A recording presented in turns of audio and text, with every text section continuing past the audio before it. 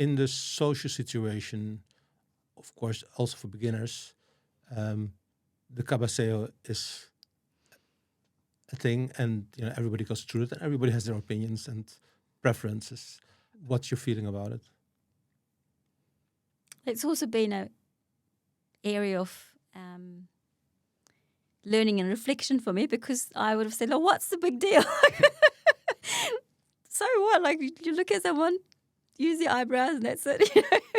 But yes, I totally appreciate that it's not easy. It's a bit strange for a lot of us.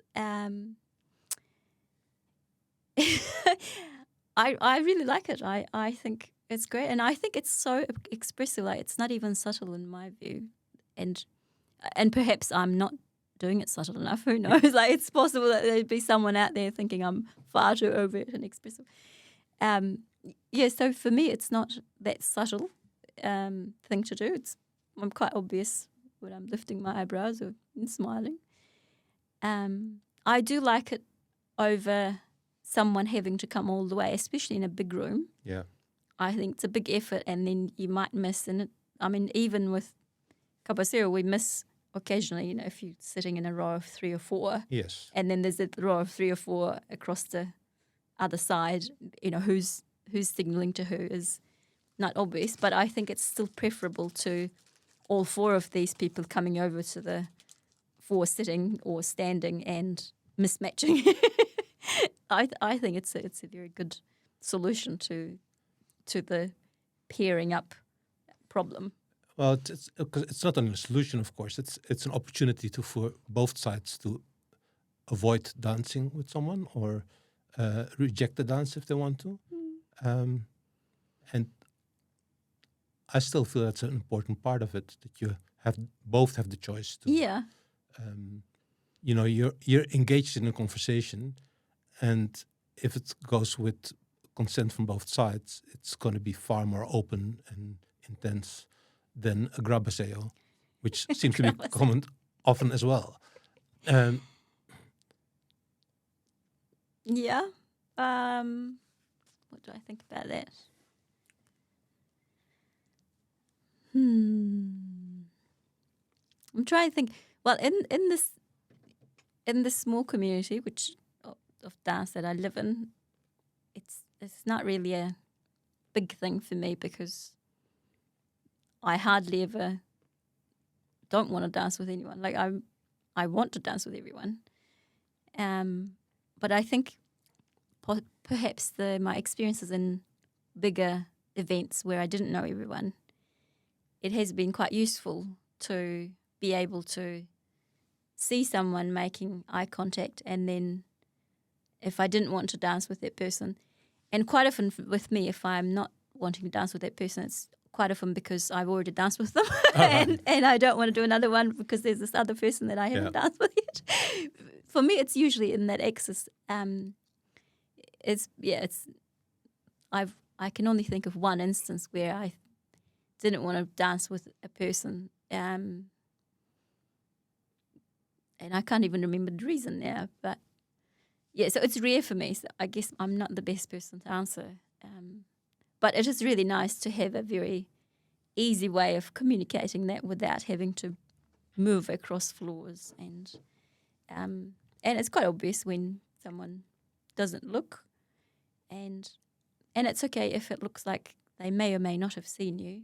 That's okay. You might try another angle, and then maybe it's just luck that night. It's not going to happen. It might not be a rejection either. But it's clearly not a enthusiasm. Like, if the person is really enthusiastic, then they will find you as well, right? So it's good to, I don't know, if I don't catch someone's eye, I rarely interpret it as something negative about me. No, because it could be the wrong tanda. Well, in fact, it's quite a thing. Like with leaders, I think if the leader doesn't like a song, I don't want to dance with them. Like, no, seriously, it's so boring and not nice for both of us. Like, if you don't like the music, let's not do it. So I've learned that late. Well, somewhat late in dance, but I realize it makes a huge difference. So, if they're not looking, maybe they really don't like the music. Or maybe they really, really only want to dance with some other person. And that's fine too. Yeah. It's you can't dance with everyone, and you have to, and some people feel better in certain tandas. You might like the music, but if you look at someone and think, well, especially if you, like you said, you already dance with someone. So if someone rather dances pugliese with you, he might try his luck there. Which might happen as well. Like it does happen with some people. Yeah. That I do end up dancing more than once. And it's usually because we've had a dance while we could to some music. And then something comes up where we're like, oh, yeah, this is really the drama that I need tonight. And you're the right person and for you're it. the right person. Don't you love those ones? Because that often is the best cabeceo, because you only need a blink of an eye then. Yeah, because you're both thinking the same. Yeah. Yeah. And that's how it should be, preferably, because then it's bang. Yeah, but I mean, it has to.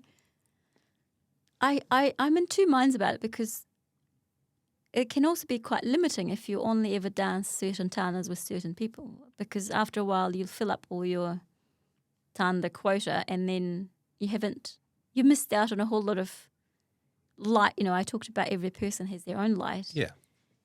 You missed out on a whole lot of things. Like I've had so many experiences where I took a chance on someone with even something with Biaggi and got extremely delighted. Like, wow, I would have completely missed out on that if I'd gone to the known person who I knew would do a good Biaggi. So yeah, I don't know, in moderation. Yeah, I guess. And I get asked occasionally, how do I dance with everyone? Or how come do I dance with everyone? And like my answer is like, how come you don't dance with everyone? To me, that's the only thing to do. And that's why I dance, because of the variety and the delight that I find in every different person. And then the other thing is that I'm very open to talking about anything. I'm very happy to discuss or try and explain anything that anyone thinks they see in me, and if I'm aware of it, I'm always open to discussing it. It might not be directly analytical. It might be like how we talked before. It might be very analogous, like in analogy to something else. But yeah, I love talking about